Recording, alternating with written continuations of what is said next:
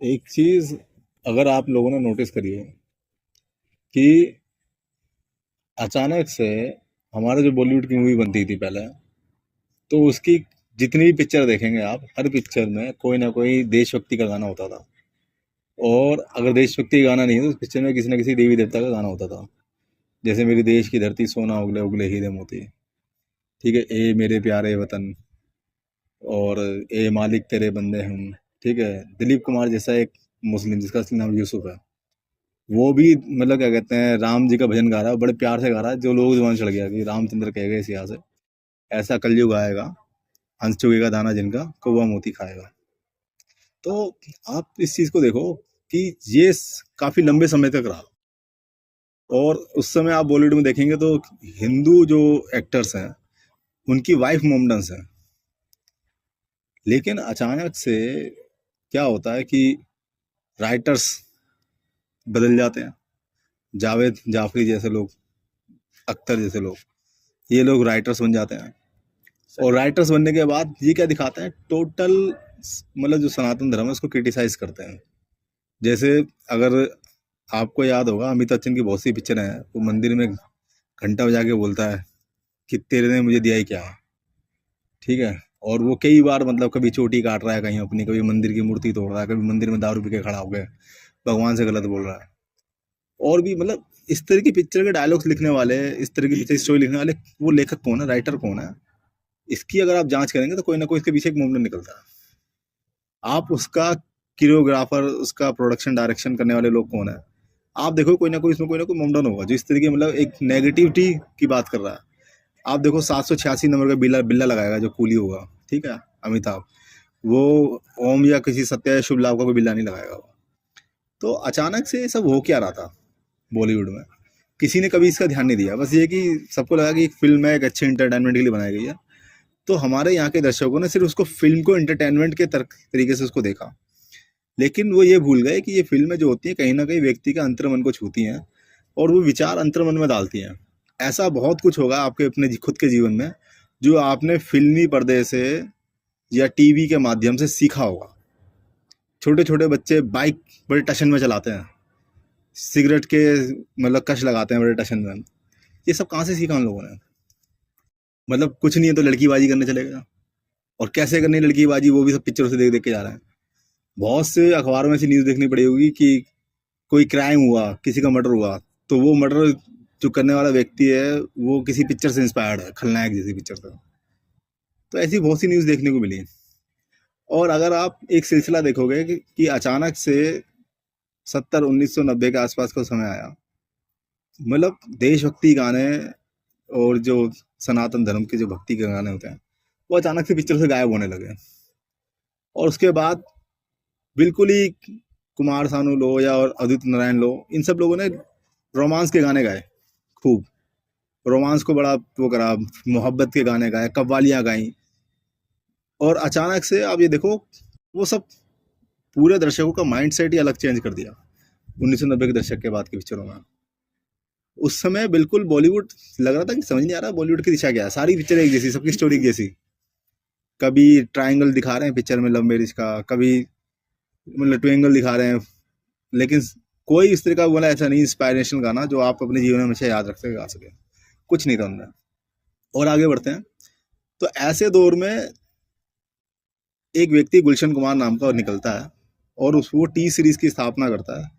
और वो T series क्या करते हैं, वो उसकी कैसेट गाता है भजन की। उसने राम के भजन गाए, कृष्ण के भजन गाए, हनुमान के गाए, उन्होंने और भी जो हमारे देवी देवता हैं जिनको हम पूछते हैं बड़े प्यार से, किसी की चालीसा, किसी की आरती, किसी का स्तोत्र, किसी के मंत्र, उनका पाठ करा। उस व्यक्ति ने वैष्णो देवी में 24 घंटे चलने वाला मतलब भंडारा स्टार्ट कराया, वहाँ के मंदिर के निर्माण के लिए धन दिया, तिरुपति बालाजी के निर्माण के लिए धन दिया। और मतलब उसने बिल्कुल ही ये कह दिया कि भाई मैं इसको उठाना है। और जहाँ एक बार हम देख रहे थे कि बॉलीवुड की पिक्चरों में अचानक से जो चीज़ गायब हुई वो गुलशन कुमार की तरफ नजर आई, और अचानक से पूरा देश गुलशन कुमार की तरफ देखने लगा।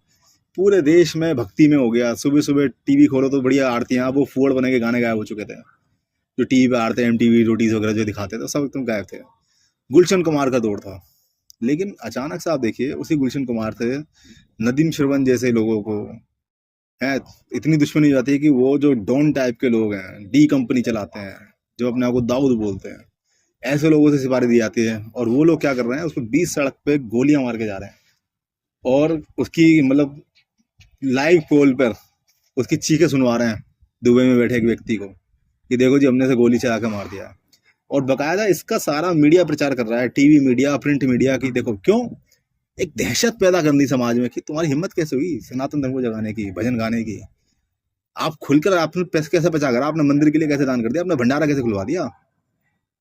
आप ये देखिए, अचानक से कई सारे गायक जिसके साथ कहते हैं, अनुराधा पौडवाल, ठीक है, या और भी अनूप जलोटा, और भी कई लोग जो गा रहे थे उससे आधे भजन, सब गायब। 10 साल ऐसे गायब होगा जैसे इनका नामो निशानी ही नहीं, आता पता नहीं कौन से बिल में घुस गए लोग। जागरण जो होते थे गली गली, जो गुलशन कुमार के टाइम पे बड़ी तेजी से जागरण फैले चारों तरफ, वो जागरण भी अचानक से 3-4 साल बाद पूरे गायब। समाज से बिल्कुल मतलब ऐसा लगा जैसे कि अचानक से कुछ भी नहीं हो रहा। और फिर उसके बाद जो फिल्में बनी बॉलीवुड में, और निहायत ही फोड़ बनेगी। जितने भी खान टाइप के लोग थे, इनको लव जिहाद करते हुए दिखाया गया, ये प्रमोट किया गया कि मुसलमान बहुत अच्छे होते हैं। मतलब आप देखिए, पिक्चर के अंदर हीरो हीरोइन हिंदू हैं, लेकिन वो चादर चढ़ाने जा रहे हैं अजमेर शरीफ पिक्चरों में। और अगर आपने कुछ कुछ होता जैसी मूवी देखी हो तो आप ये देखेंगे कि उसमें जो शाहरुख खान एक हिंदू लड़का दिखाया है, और उसकी बेटी जो है वो भी हिंदू है, अंजलि, उसकी जिसको लव करता है वो भी अंजलि नाम की लड़की से करता है शाहरुख खान। तो वो जब अंजलि मिल नहीं रही तो उसकी छोटी बच्ची क्या कर रही है, पहले प्रार्थना करती है मंदिर जाकर, उसको कुछ नहीं मिलता, और अंजलि नहीं मिल रही, फिर वो नमाज पढ़ना शुरू कर देती है। और नमाज पढ़ते पढ़ते क्या होता है, इसको उसके पिता को वो अंजलि मिल जाती है जिसके लिए आया। तो मतलब आप दिमाग में ठूस क्या रहे हैं बच्चों के, ये तो बताओ ना। आप हमारे सनातन धर्म से लोगों को दूर क्यों ले जा रहे हैं? क्या वो बॉलीवुड ने पूरा मतलब कर दिया। और तो और समाज के चरित्र का इतना ज्यादा हनन किया गया कि पिछले 10 साल उठा के देखे, हनी सिंह जैसे, बादशाह जैसे घटिया एक नंबर के पॉप सिंगर जो कहते हैं अपने आप को, नंगी लड़कियों को नचवा रहे हैं। हिमेश रेशमिया जैसे बिल्कुल नंगी लड़कियां इतनी छोटे कपड़ों में, जो मतलब कितनी अभद्र अश्लील समाज में मतलब एक दृष्टिकोण पैदा करती हैं। कहते हैं कि मतलब कि कपड़ों से क्या कहते हैं, कुछ नहीं होता, लोग दृष्टि नहीं चाहिए, लेकिन आप ये देखो कपड़ों से बहुत कुछ होता है। आदमी का बोलने का तरीका बदल जाता है सामने वाले कपड़े देख के, कि आदमी किस तरह के कपड़ों में है। आप पुलिस से या जज से डायरेक्ट नहीं बोल सकते कुछ फालतू, एक आम आदमी से बोल सकते हैं। एक महिला जो घूंघट में है उससे आप कुछ नहीं बोल सकते हैं, आपको उसके मर्यादा का कहीं ना कहीं सम्मान करना पड़ेगा। लेकिन जो एक औरत ऐसी घूम रही है, आप उसको देखेंगे भी, हो सकता है ना बोले, कमेंट ना करें, लेकिन आप उसको देखेंगे जरूर। तो आप देखिए, अचानक से मूवीज में दिखाना क्या लगा, आइटम गर्ल्स आई, वो आइटम कर रही हैं, मतलब लड़कियों को ऑब्जेक्टिफाई कर दिया गया कि ये तो आइटम करने के लिए होती हैं, ये तो अपना मतलब पूरा बदन दिखाने के लिए होती हैं। फिर आइटम गर्ल से काम नहीं, तो आइटम बॉय दिखा दिए। तो आइटम बॉय दिखा के फिर हमारे देश में क्या कहते हैं, गे और लेस्बियन जैसे कल्चर को बढ़ावा देना शुरू कर दिया पिक्चरों में अचानक से। तो कैसे सनातन धर्म पे चलने वाला समाज पथभ्रष्ट हो जाए, मति भ्रष्ट हो जाए, विचार से शून्य हो जाए, कैसे मतलब ये इसके जैसे मेरे 4 मतलब वोट का काम मेरा रोज का, ऐसे कोई गाने गाते हो, हर गाने में दारू, सिगरेट, शराब और नशा, ड्रग्स। आखिर ये किन लोगों से पैसे लेके ये गाने बना रहे हैं, जरा पूछो तो सही। ये किन लोगों की वो कर रहे हैं, ये उठा रहे हैं समाज में। ये लोग अपनी जब से कुछ नहीं लिखते हैं, इनको बकायदा मोटा फंड मिलता है बड़ी बड़ी दारू कंपनियों से, सिगरेट कंपनियों से, ड्रग्स वाले जो लोग हैं जो ड्रग्स बेच रहे हैं समाज में, वो ये प्रमोट कर रहे हैं कि देखो ड्रग्स लो, क्लब में जाओ, नाचो, दारू पियो। ये तो एक स्टेटस सिंबल की निशानी है। आप लड़कियां छोटे कपड़े पहनेंगी तो मतलब ये स्टेटस सिंबल की निशानी है, ऊंची सैंडल पहनेंगी वो स्टेटस सिंबल की निशानी है, जितने ज़्यादा छोटे छोटे कपड़े होंगे स्टेटस सिंबल की निशानी है। अजीब से क्या कहते हैं, गधे से बाल कटा लो, ठीक है, जैसे पुराने टाइम पे क्या होता था, गधे और घोड़ों के ऊपर कटिंग की जाती थी, उन पे उटपटांग डिजाइन बनाए जाते हैं उनके बाल काट के, ऐसे बाल कटवा के लोग मतलब घूम रहे हैं। वो बच्चों के रोल मॉडल बन गए।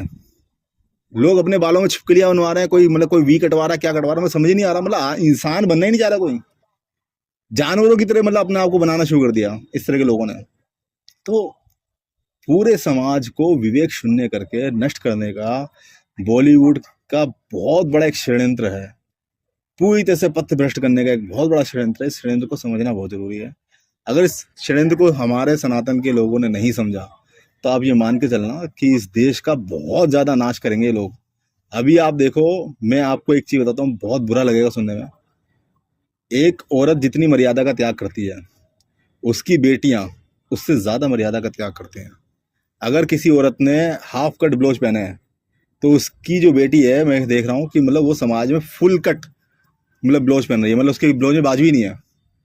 जिन औरतों ने ऊंचे मतलब ब्लाउज पहने जिनकी नाभि नहीं दिखती थी, आज वही औरतें बिल्कुल एकदम चिपका के कट करके ऊपर तक पहनती हैं। जिनके पीछे छोटे गले कटते थे, आज वो पूरे पीछे पीछे गले साफ करवा रही हैं अपने।